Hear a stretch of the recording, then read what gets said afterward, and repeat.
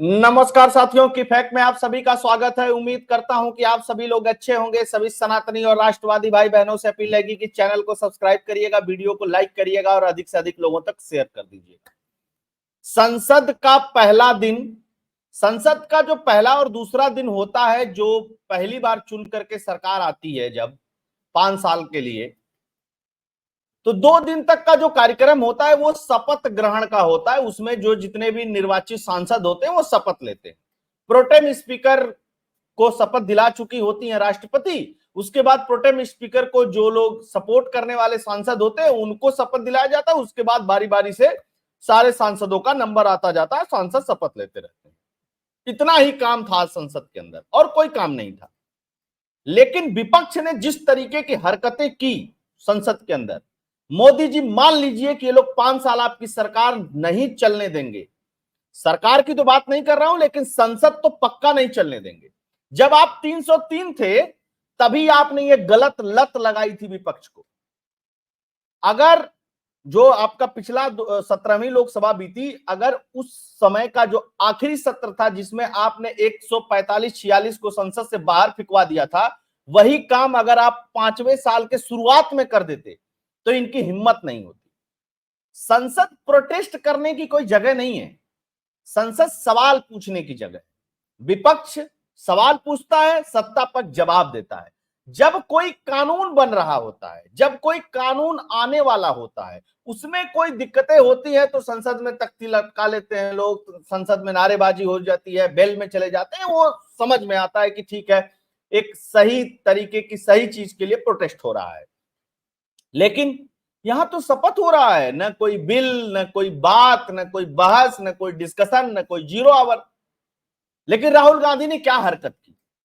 जब प्रधानमंत्री नरेंद्र मोदी गए शपथ लेने एज ए सांसद, तो राहुल गांधी एक लाल कलर की डायरी टाइप का लिए हुए हैं, उसमें कॉन्स्टिट्यूशन ऑफ इंडिया लिखा रहता है। अब उसके अंदर क्या है क्या नहीं है वो मुझे नहीं पता। वो लहरा रहे हैं, चुनाव प्रचार में भी लहरा रहे थे, कॉन्स्टिट्यूशन दिखा रहे थे। हालांकि प्रधानमंत्री नरेंद्र मोदी ने धुलाई बहुत अच्छी से कर दी। लेकिन याद रखिएगा, आज 25 जून है और भारतीय लोकतंत्र के इतिहास का यह सर्वाधिक काला दिन है। और इस काले दिन को लाने वाले कौन थे? राहुल गांधी की ही पार्टी के, राहुल गांधी की ही रिलेटिव, जिनकी लेगेसी में राहुल गांधी इस देश के नेता बने हुए हैं, इंदिरा गांधी। उसके बारे में भी बात करेंगे। लेकिन सबसे आश्चर्य की बात है, प्रधानमंत्री नरेंद्र मोदी ने इस बात को कहा, लेकिन भारतीय जनता पार्टी का जो मीडिया सेल है, भारतीय जनता पार्टी का जो आईटी सेल है, भारतीय जनता पार्टी के जो नेता हैं, इस बात को नई पीढ़ी को समझाने में विफल हैं कि इमरजेंसी का मतलब क्या होता है। जबकि विपक्ष के कई नेताओं को मैंने बोलते हुए देखा, मोदी जी ने तो इमरजेंसी ला दी है, मोदी जी ने तो ये कर दिया है, मोदी जी ने तो वो कर दिया है। मोदी जी एक बार इमरजेंसी का मजा इनको बता तो दीजिए, क्या होता है इमरजेंसी। विपक्ष के जितने सांसद हैं, आधे तो पढ़ते लिखते नहीं है, उनको एक शब्द रटा दिया गया, इमरजेंसी, लोकतंत्र खतरे में, संविधान खतरे में। इमरजेंसी का ई भी नहीं पता है इनको, आपातकाल का अ भी नहीं पता है इनको। अगर एक बार पता होता तो ये जो दाल भात की तरह, रोटी सब्जी की तरह दिन भर इमरजेंसी इमरजेंसी रटते रहते हैं, इनको पता चल जाता। तो क्या इस तरीके के लोगों को इमरजेंसी का स्वाद चख लेना चाहिए क्या एक बार? या जो लोग चखे हुए संसद में, वो लोग क्यों नहीं करते हैं? और सबसे आश्चर्य की बात थी, जो प्रधानमंत्री नरेंद्र मोदी भी अपने भाषण में, अब जब मीडिया को संबोधित कर रहे थे संसद से निकल करके, जो बात कही उसमें एक बात भूल गए।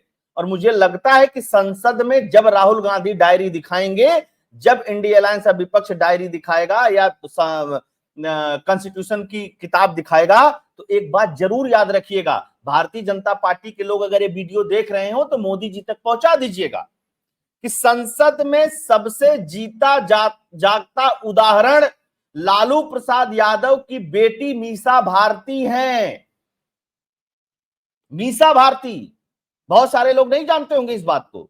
मीसा एक कानून था जिसके तहत इमरजेंसी के अंदर जितने भी इस देश के विपक्ष के नेता थे या सरकार के खिलाफ बोलने वाले थे, उनको जेल में डाला गया। सारे पत्रकारों को जेल में डाला गया, सारे एक्टिविस्टों को जेल में डाला गया, सब जेल में थे। और 18 महीना से लेकर के 21 महीने तक लोग जेल में थे। सब जेल में थे, पूरा विपक्ष। लालू प्रसाद यादव भी जेल में थे, समझिएगा। मुलायम सिंह यादव भी जेल में थे, नीतीश कुमार जेल में थे, जॉर्ज फर्नांडिस जेल में थे, अटल बिहारी वाजपेयी जेल में थे, लाल कृष्ण आडवाणी जेल में थे, जयप्रकाश नारायण जेल में थे। ये बड़े नाम बता रहा हूं जो उधर बैठ करके, मतलब सोचिए आज 24 जून को ये हरकत हो रही है और उसके एक दिन बाद इमरजेंसी डिक्लेयर हुई थी। वो तारीख है और वो तारीख भूलनी नहीं चाहिए इस देश के लोगों को। और 1-2 दिन, 10 महीना, 2 महीना, 4 महीना नहीं, 21 महीने, उस पर भी मैं प्रकाश डालूंगा। लेकिन प्रधानमंत्री नरेंद्र मोदी ने क्या कहा पहले उसको समझते हैं। पीएम मोदी ने बता दिया कि नरम नहीं पड़ेंगे तेवर, अखबार वालों ने लिख दिया, लेकिन मुझे लगता नहीं है, ठीक है ना। दरअसल प्रधानमंत्री नरेंद्र मोदी ने पहले सत्र के दिन मीडिया को संबोधित करने के दौरान कांग्रेस पर जमकर हमला बोला। पीएम मोदी ने कहा कि उनकी सरकार तीसरे कार्यकाल में 3 गुना काम करेगी। चलिए राजनीतिक बात हो गई या उनके काम की बात हो गई। विपक्ष को भी नसीहत देते हुए उन्होंने कहा कि देश को एक जिम्मेदार विपक्ष की जरूरत है। मोदी जी आप नसीहत दे दीजिए, उल्टे बल खड़े हो जाइए, कोई फर्क नहीं पड़ता विपक्ष को। विपक्ष ने एक ढर्रा पकड़ लिया है कि जितना फेक खबर फैलाओगे, जितना फेक नैरेटिव फैलाओगे, संसद को नहीं चलने दोगे, सारी चीजें नहीं करोगे, रोज अखबार में छपेगा राहुल गांधी ने ऐसा कर दिया, राहुल गांधी ने वैसा कर दिया। समझ गए? 99 सांसद है राहुल गांधी की पार्टी के। अब पूरा विपक्ष मिलकर के 233 है, याद रखिएगा। अगर 233 नहीं होता तो विपक्ष सत्ता में होता, आप विपक्ष में होते।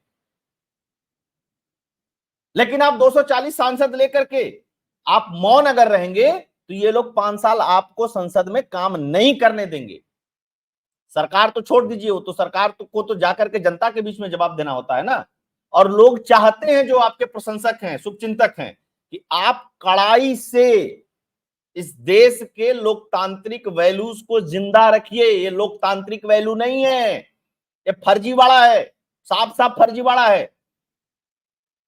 अच्छा, इन्होंने और भी बहुत सारी बातें कही कि सीटें भले घट गई हैं लेकिन विपक्ष को हावी होने का मौका नहीं देंगे। मोदी जी का बोलुआ भी ये कहना था।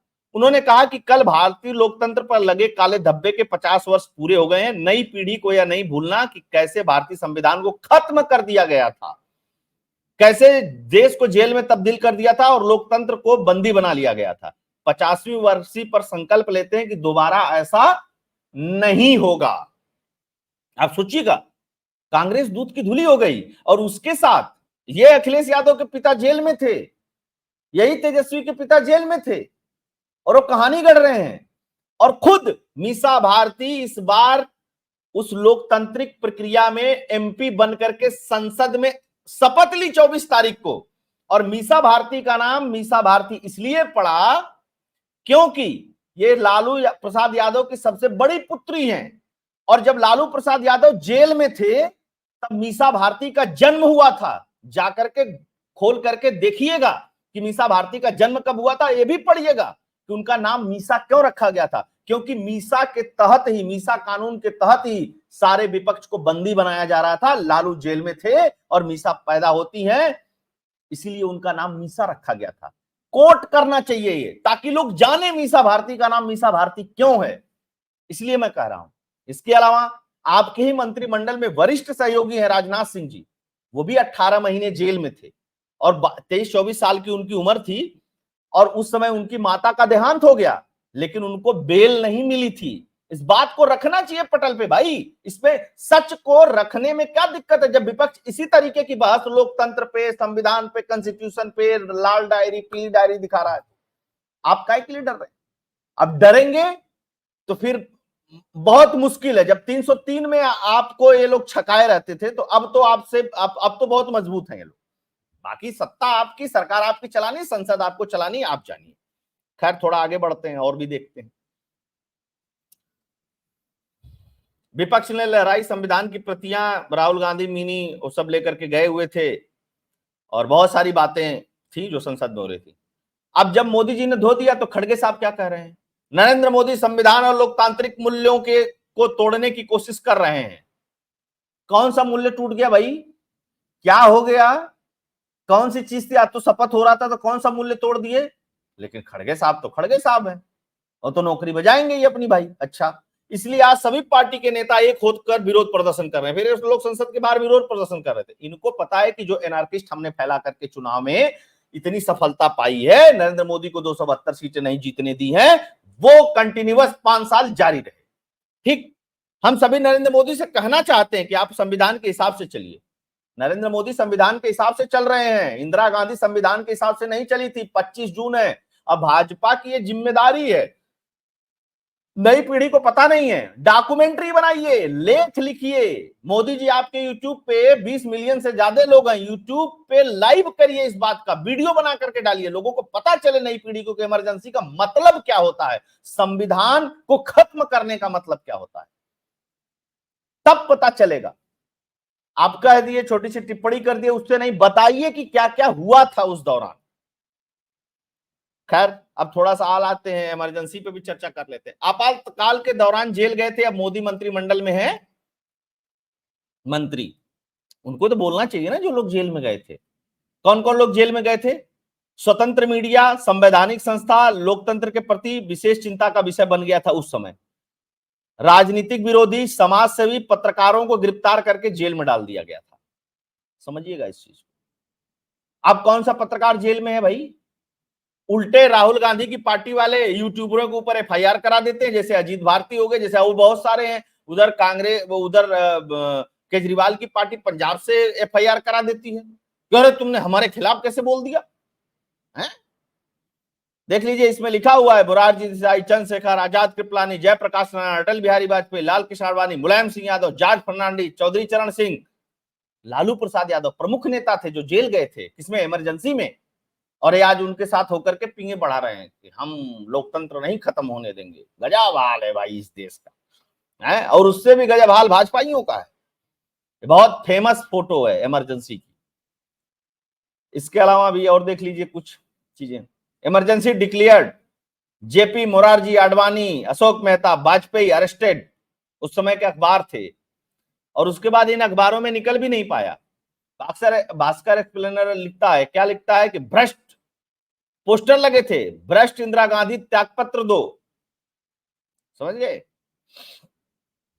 आपातकाल के 49 साल, ये लेख लिखता है एक अखबार, ठीक है, जिसका नाम है जनसत्ता। जनसत्ता क्या लिखता है कि आपातकाल के 49 साल, संजय गांधी को लगता था 30-40 साल तक चुनाव नहीं कराएंगे इंदिरा गांधी। सोच लीजिएगा, ये कोई दूसरा व्यक्ति नहीं था, ये इन्हीं के बेटे थे। वरुण गांधी के पिता, मेनका गांधी के पिता। वरुण गांधी को टिकट नहीं मिला, मेनका गांधी चुनाव हार गई। 40, मतलब ये लोग किस मुंह से बात करते हैं यार? इमरजेंसी का मतलब समझ रहे हैं आप क्या होता है? इमरजेंसी का मतलब है कि आपके सारे अधिकार खत्म। या अविनाश सिंह बैठ करके यूट्यूब पे नहीं बात कर रहे होते, राहुल गांधी बैठ करके धरना नहीं दे रहे होते, रवीश कुमार वीडियो नहीं बना रहे होते उल्टा सुल्टा, भी प्रसन्न वाजपेयी जबरदस्ती का सनसनीबाजी नहीं कर रहे होते, सब जेल में होते। और गाने तक बैन करा दिए गए थे, रेडियो पे जो गाने बजते थे। पता करिएगा, इसके बारे में जानकारी होनी चाहिए। अब मैं आपको बताता हूं, लालू प्रसाद यादव की बेटी का नाम तो जरूर कोट करना चाहिए, बिल्कुल कोट करना चाहिए, क्योंकि वो संसद में है। और पूछना चाहिए कि उनका नाम मीसा क्यों है। सिर्फ इतना ही पूछ लेना चाहिए कि राहुल गांधी आप ही के साथ, आप ही के गठबंधन की एक सांसद हैं, लालू प्रसाद यादव जी की पुत्री मीसा भारती, उनका नाम मीसा क्यों है? एक बार पूछ करके बताइए, आप समझ में आ जाता है इनको। फिर खड़गे साहब कह रहे 50 साल पुरानी बात है। यही खड़गे साहब चुनाव के समय पे कहते हैं इंदिरा गांधी ने बलिदान दिया देश के लिए, राजीव गांधी ने बलिदान दिया देश के लिए, मोदी जी ने, आपने क्या क्या बलिदान दिया देश के लिए? तो तुम याद करो सारी चीजें, और जब तुम्हारे ऊपर कोई बात आ जाए तो तुमको 50 साल पुरानी बात, इसको क्यों याद कर रहे हो? बिल्कुल याद करना चाहिए, बताना चाहिए ना लोगों को। अब नई पीढ़ी को तो याद नहीं है, और इस 10 साल में जो नए वोटर बने उन्होंने तो कांग्रेस देखा ही नहीं है, तो उनको तो समझ में नहीं आनी है चीजें। सबसे बड़ी समस्या तो ये भी है ना कि 10 साल में जो नए वोटर हैं, जो मोदी जी के पहले साल में वोटर बने होंगे या दूसरे तीसरे साल में वोटर बने होंगे, वो 18 से लेकर के 25-26 साल के हो गए होंगे। उनको तो कुछ पता ही नहीं है कि क्या इमरजेंसी, कैसी कांग्रेस की सरकार, कैसे सिलेंडर के लिए लाइन लगानी पड़ती थी, कैसे बिजली नहीं आती थी, रोड की व्यवस्था सही नहीं थी। ये बताने की जिम्मेदारी किसकी है? ये बताने की जिम्मेदारी भारतीय जनता पार्टी के 11 करोड़ आपके सदस्य हैं, वो क्या कर रहे हैं। खैर, एक चीज और बता दूं आपको, देखिए भैया, जैसे को तैसा अगर करेंगे तब तो संसद में आप पार पालेंगे। ये लोग हंगामा करें तो सीधे सीधे अध्यक्ष साहब की जिम्मेदारी बनती है, जो भी अध्यक्ष बनेंगे इनको निकाल करके बाहर कर दीजिए। कोई कुछ नहीं, देश में सब जान रहे हैं एकदम संविधान ठीक है, संविधान मजबूत है अपनी जगह पे, सारी चीजें हैं ठीक है। और इमरजेंसी के बारे में रोज बताइए इनको, जिस तरीके से उन्होंने चुनाव प्रचार में संविधान बदल देंगे और आरक्षण खत्म कर देंगे, उसी तरीके से रोज बताइए और बताइए और पूछिए इनसे कि जामिया मिलिया इस्लामिया में SC ST OBC का आरक्षण किसने खत्म किया, पूछिए इनसे। लेकिन आप पूछेंगे नहीं, हम लोग चाहे जितना बोल दें, पूछेंगे नहीं तो ये आपके लिए समस्या क्रिएट करेंगे, और जब आपके लिए समस्या क्रिएट करेंगे तो बाहर नैरेटिव बनेगा कि मोदी जी तो कमजोर पड़ गए, 99 सीट वाले के सामने कमजोर पड़ गए, तो उसका भुगतान आपको ही करना पड़ेगा। हम लोग क्या है, शुभचिंतक हैं, तो आपको सही राह सही बात बता देंगे, बाकी कहना नहीं कहना वो आपकी जिम्मेदारी।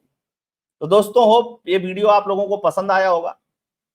पसंद आया होगा तो इस चैनल के लिए कंट्रीब्यूट करिएगा। फोन पे पेटीएम का नंबर स्क्रीन पे दिया हुआ है, साथ के साथ अधिक से अधिक लोगों तक शेयर कर दीजिएगा। जिनको इमरजेंसी के बारे में नहीं पता है वो इंटरनेट पे जाकर के इमरजेंसी आपातकाल डालेंगे, उनको सारी चीजें खुल करके आ जाएंगी। एक बार पढ़ना चाहिए, जरूर पढ़ना चाहिए, सारे व्यक्तियों को पढ़ना चाहिए, उसका रिवीजन करना चाहिए ताकि आप अगली पीढ़ी को बता सके। क्योंकि इमरजेंसी के समय के नेता बहुत कम लोग बचे हुए हैं, पत्रकार बहुत कम लोग बचे हुए हैं, तो अब वो चीजें ट्रांसफर नहीं कर पाते हैं अगली पीढ़ी में।